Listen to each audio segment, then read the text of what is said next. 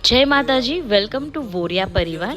આજે હું લઈને આવી ગઈ છું અમારું મૂળ વતન મોડપર વિશે પૂરી માહિતી, બધી સ્થાપના અને બધી જ ડિટેલ્સ આ વિડીયોમાં હું લઈને આવી ગઈ છું। અમારું મૂળ વતન મોરબી જિલ્લાનું મોડપર ગામ, જે મોરબીથી નવલખી રોડ બાજુ પીપળિયા ગામથી આગળ આમરણ બાજુ સ્ટેટ હાઈવે પર મોરબીથી આશરે 25 કિલોમીટરના અંતરે આવેલ છે। અમારા વોરિયા કુટુંબના દાદા પરદાદા વર્ષો પહેલા કચ્છથી આવી અહીં મોડપર ગામમાં વસવાટ કરતા। આ ગામમાં અમારે ખેતીની જમીન, મકાન વગેરે હતા। મોડપર ગામે અમારા ધાર્મિક સ્થાનો જે તે સમયના પુરાણા તથા ત્યારબાદ નવનિર્માણ થયેલા અને વર્ષો સુધી તેની સાચવણી કરી મજબૂતીકરણ કરવા અને મરામત કરી હાલ આ બધા ધાર્મિક સ્થાનોની આજે આપણે રૂબરૂ મુલાકાત કરીએ। આ બધા સ્થાનોએ અમારા બધા કુટુંબીઓ વાર તહેવાર પ્રસંગે નિયમિત દર્શન કરવા, આશીર્વાદ લેવા અમુક દર વર્ષે મુલાકાત।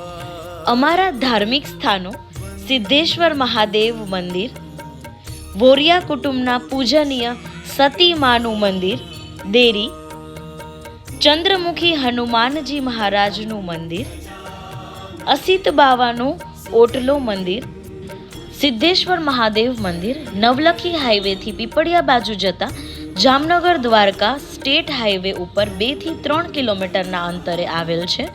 જૂના સમયમાં અમારા દાદાશ્રીના વખતે ફક્ત ઓઘડ બાપાની ખાતરી આવું સ્થાન હતું, જેમાં ફક્ત પથ્થરના ઢગલા, નીચે શિવનું સ્થાનક હતું એમ કહેવાતું। આ જગ્યાએ અમારા કુટુંબીઓએ નાનકડું શિવ મંદિર, દેરીની સ્થાપના કરી વિધિવત નિર્માણ કરેલ। હવે આ નાની દેરી હાલમાં એક ખૂબ જ વિશાળ મંદિર તરીકે નવનિર્માણ પામી છે, જેના દર્શને બધા લોકો ભાવથી આવે છે।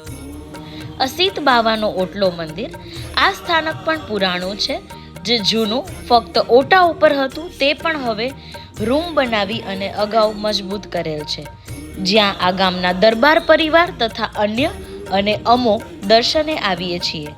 અમારા દાદા પરદાદા વગેરે કચ્છના રણમાં દરબારો સાથે મુસાફરીના રણમાં ભૂલા પડ્યા તે સમયે રણમાં આ અસિત બાવાજી પ્રગટ થઈ રણમાં પાણી આપી બધાનો જીવ જે તરસથી પાણી વગર જતો હતો તેનો બચાવ કરેલ છે, એટલે આ એક સ્મારક છે।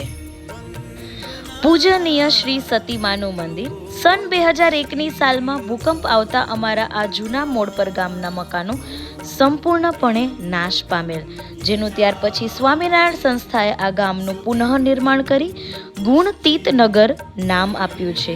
આ ગામના પાધરમાં અમારા વોરિયા કુટુંબના શ્રી સતીમાનું સ્થાનક આવેલ, જે જૂની નાનકડી દેરી હતી। ત્યાર પહેલા ફક્ત સતીમાના પાડ્યો હતો। આ સ્મારકમાં હાલ મોટી દેરી મંદિર બનેલું છે, જેના દર વર્ષે દર્શન તથા નિવેદ અને ધૂપ, દીવા, અગરબત્તી અમારું પરિવાર નિયમિત કરે છે। એમના આશીર્વાદ અમારા કુટુંબ ઉપર છે અને અમારા કુટુંબની વહુઓને તેમને આશીર્વાદ આપી કોઈ નાના બાળકોને ફટકિયા, ગુમડા, ફોડલા થાય તેના પર પાણી છંટકાવ કરી 2 દિવસમાં મટી જાય છે। આ તેમના આશીર્વાદ અને પરચો હાલ પણ છે। ચંદ્રમુખી હનુમાનજી મહારાજનું મંદિર: જૂના મોડ પર મુકામે અમારું જૂનું મકાન હતું, જે તે સમયે મોટી ભાગર ડેલો અને ડાબી બાજુ દુકાન અને જમણી બાજુની જગ્યા સ્વામિનારાયણ મંદિરને અમારા દાદાએ ભેટ આપેલ। ત્યાં સ્વામિનારાયણ મંદિર હતું। સન 2001ના જાન્યુઆરીના ભૂકંપમાં આ અમારું મકાન સંપૂર્ણપણે પડી ગયેલ છે અને નાશ પામેલ છે। આ મકાનમાં દુકાનની પાછળ મોટી બેઠક હતી, આગળ જમણી બાજુ 2 ઓરડા ઓસરીવાળું મકાન હતું। આ મકાનમાં એક ઓરડીમાં અમારા કુળદેવી પૂજનીય મોમાઈ માતાજીનો મઢ હતો। આ ઉપરાંત ડાબી બાજુએ પણ 2 રૂમ ઓસરીવાળું મકાન હતું। પાછળ જેને વાડો કહેવાય એવો વાડો હતો અને ત્યાં ઢોરની ગમણ વગેરે હતું। ફળિયું એકદમ વિશાળ હતું। આ ફળિયામાં વચ્ચે એક ઘનઘોર લીમડાનું વૃક્ષ શ્રેષ્ઠ હતું। આ ઝાડમાં મોટી ડાળીઓએ હિંચકા બાંધી અમારા પરિવાર ઉડાણે હિંચકા ખાતા હતા। કાળક્રમે અમે ખેતીની જમીન તથા મકાનનું વેચાણ કરી શહેરમાં કુળદેવી મોમાઈ માતાજી સાથે નિવાસ મોરબી કરેલ હતો। ભૂકંપમાં આ મકાન પડી ગયેલ ત્યારે આ મકાનની એક દિવાલમાં હનુમાનજીના ફરા હતા, જે ભૂકંપ પછી અમારા પરિવારે આ જગ્યાએ હનુમાનજીની વિધિસર સ્થાપના કરી અને નવું મંદિર બનાવેલ છે, શ્રી ચંદ્રમુખી હનુમાનજી મહારાજ, જેની નિયમિત સેવા, પૂજા, ધૂપ દીવા થાય છે. આમ આ અમારું જૂનું ગામ મોડ પર હાલ ગુણતીત નગર અમારા માટે એક પરિવારનું ધાર્મિક સ્થળ અને યાત્રાનું સ્થળ છે.